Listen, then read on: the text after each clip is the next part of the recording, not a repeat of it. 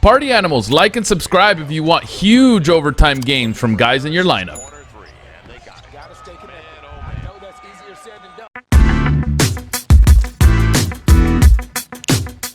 So, is there even, and you guys could just throw in your answers in chat. Is there any, do you guys ever set limits on how many players from one team you guys can have? I know some do because they've told me before. I know some don't because we see 4-man Detroits and full YOLO, right?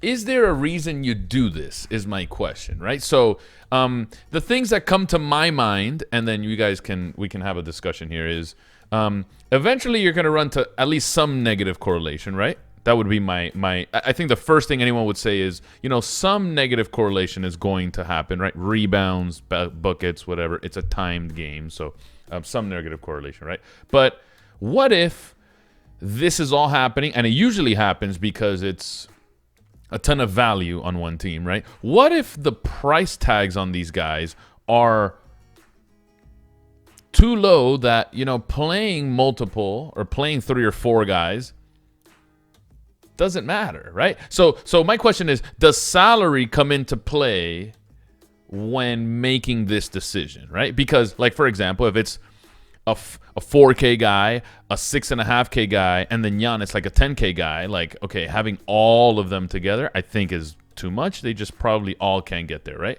Or what if there's a 3K guy? So here, let's do this. What if there's a, all right, so let me actually take this four guy, right? What if one's 4.5? What if one's 6'1"? What is one 4.5 again? And what if one's 3'9"?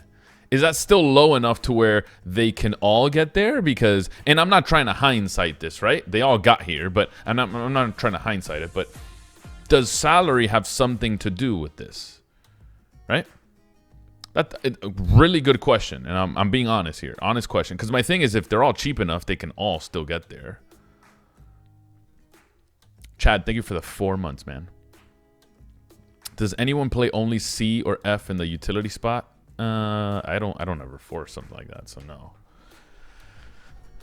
To me, I don't know, just thinking, I think salary makes a difference. I really do. I think salary makes a difference.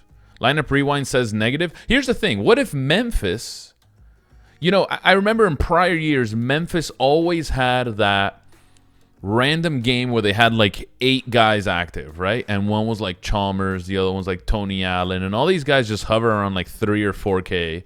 And you had like 4 of them in your lineups. You remember those days? Like, I think you can still play those guys. Sometimes it doesn't work out because they just suck, right? But I still think you can play those guys. Honestly speaking, I think you can play those guys. I think salary has something to do with it. Now, if you give me going back to the Bucks, if you give me like, I don't know, Ersan and Giannis and Middleton and Bledsoe, I can't play all of them. They're just too expensive for them all to go ham and get to, quote unquote, your target score, right? I think that might be too much. A cheaper team, I don't know. Maybe there's something to that. Hard and fast rules will be death of anyone in DFS. You need to adapt slate to slate. I agree. So to say definitively we are going to never play more than 3 guys from a team, I think that might be wrong. Some slates it works, some slates it doesn't, right? There's not a definitive answer. I agree. Now, do you want to just limit every team to 2? I don't know. Here's another thing, because I've been working on this with Dave, or at least Dave's been working on it. I've just been kind of looking over, trying different things with him. It's if we had, and granted for NBA, it's really tough, but if we had perfect correlation numbers, like we knew exactly how every person on every team correlated with each other, right? Would that help? And would you fade some of the bad correlations, right? Like, just one that comes to mind, a point guard and a backup point guard, right?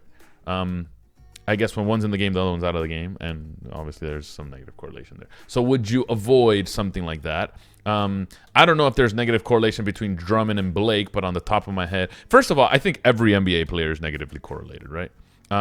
Now, Can you make better decisions? Sure. Does pricing come into effect and all of a sudden it's okay to play two of these guys together? Sure. And to an extent, sure, everyone's negatively correlated, but I think it's more when it's like higher priced guys. By the way, has anyone still kept up with the whole Anthony Davis LeBron thing? How's that working out? In NBA, the only correlation I want to see is minutes.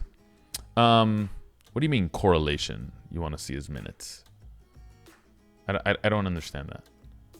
In NBA, the only correlation I want to see is minutes? What? Hero and Butler can go off? Sure. But Hero and Butler play together often too, right? And Hero's kind of like that sixth man that can still close out a game. So like a Lou Williams or something, you know? Where it can be none, Hero, Butler, whatever. Maybe like a Linnick and Bam or something. Or maybe like an extra, I don't know, Duncan Robinson and Bam or something. Excellent. Only lost 3 games. Lakers NBA champs 2020. This guy.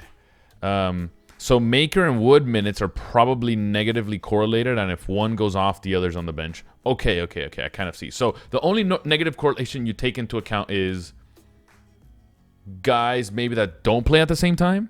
So like in the same example as Blake and Drummond, that doesn't matter, right? Because they'll still be on the court at the same time. I don't think they're cannibalizing each other's minutes, right? Same thing for AD and LeBron. So I guess the only negative correlation we would have would maybe be guys who play the same position and can't play at the same time. Am I kind of understanding this correctly? Okay.